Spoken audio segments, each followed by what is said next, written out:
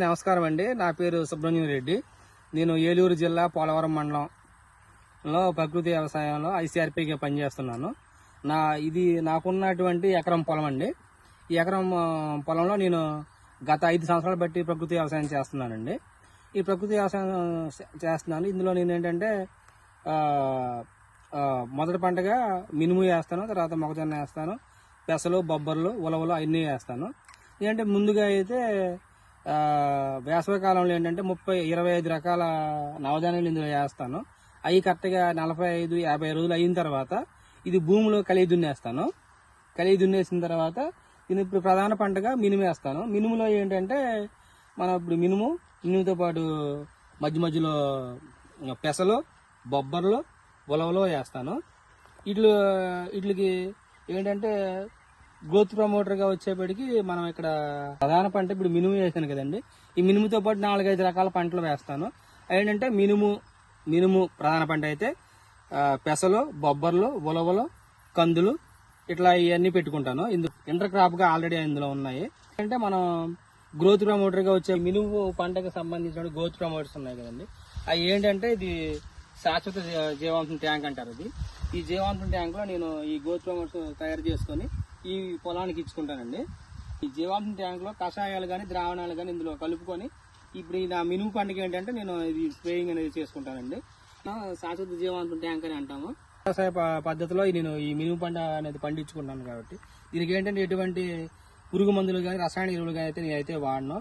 ఇప్పుడు పురుగు మందులు కానీ చెప్తాను, రసాయన ఎరువులు ఏమి వాడకుండా దీనికి ఏంటంటే మనం ఇప్పుడు మినుము పంట వేసే ప్రారంభ దశలో మనం ఏంటంటే 400 కేజీలు ఎకరానికి వచ్చి ఘనజీవామృతం అది మనకి ఇందులో దీనికి వేసుకుంటాను. నేను ఈ జీవామృతం అనేది ఒక 4 సార్లు నేను పారించుకుంటాను, స్ప్రేయింగ్ కూడా చేసుకుంటాను. మీద పురుగులు తెగుళ్ళు అనేటివి ఆశించకుండా ఈ ఎలసేపు గట్టినదే ఇట్లా నేను వేసుకున్నాను.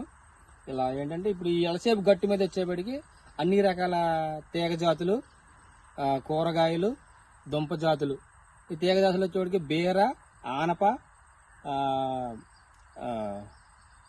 ఈ ఎల్షేప్ గట్టి అండి. ఎల్షేప్ గట్టి చూడండి, ఇది ఏంటంటే 5 అడుగుల పొడవు ఉంటుంది, 5 అడుగుల పొడవు ఉంటుంది. హైట్ వచ్చేవాడికి 3 అడుగులు ఉంటుంది. ఇప్పుడు ఈ ఎల్షేప్ గట్టి మీద ఏంటంటే మనం తీగ జాతి వచ్చేవాడికి బీర, ఆనప, చిక్కుడు అన్నీ ఉన్నాయి. గుమ్మడి అండి, దాని పక్కనే బీర, ఇలాగ ఈ ఎదర చిక్కుడు ఉందండి. వీటితో పాటు ఏంటంటే మన మధ్యలో బెండ, చెట్టు చిక్కుడు, వంగ, ఇవి టమాటా, ఇదేమో బొబ్బర, ఈ మిర్చి, ఇదేమో బోర్డర్ క్రాప్ కిందేమో కంది అండి. ఇది కంది ఉంది. ఇప్పుడు పళ్ళ జాతి వచ్చేప్పటికేమో నేను పైనాపిల్, సీతాఫలం, బొప్పాయి కూడా వేసానండి. వచ్చేప్పటికి బీరా ఉంది. ఆల్రెడీ ఇది క్రాప్ వచ్చింది. ఆల్రెడీ ఇప్పటికి 2 సార్లు క్రాప్ కూడా నేను తీసుకోవడం జరిగింది. తీసుకుంటాం ఇప్పుడు మళ్ళీ ప్రజెంట్ ఇప్పుడు వస్తున్నాయి. పాటుగా అన్ని రకాల పాదులు, ఇది కీర దోస, ఆల్రెడీ కాయలు కూడా వచ్చి ఉన్నాయి. పాటుగా ఇది చెట్టు చిక్కుడు, వెనకాల ఇది కూర బొబ్బర, ఇన్ని రకాల పంటలు నేను వేస్తానండి.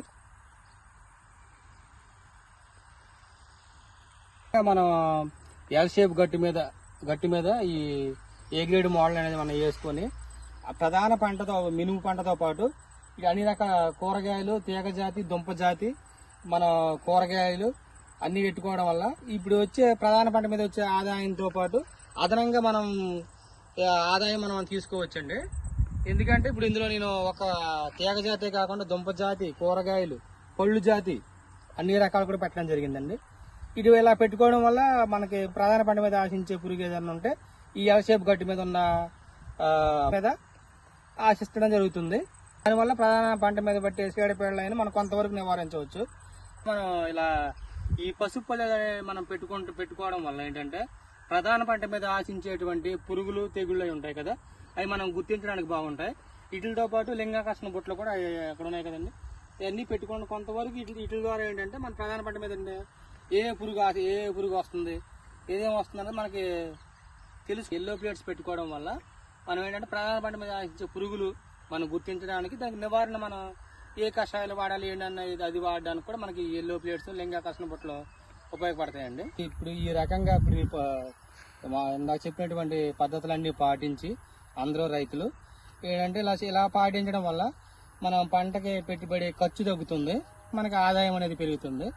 ఇలా మనం ఈ పద్ధతులన్నీ పాటించడం వల్ల మనకి ఆదాయం పెరిగి ఖర్చు తగ్గుతుంది. కాబట్టి రైతులందరూ ఈ పద్ధతి పాటించి ప్రకృతి వ్యవసాయ పద్ధతిలో చేస్తారని తెలియజేసుకుంటున్నానండి. అందరికీ నమస్కారం అండి.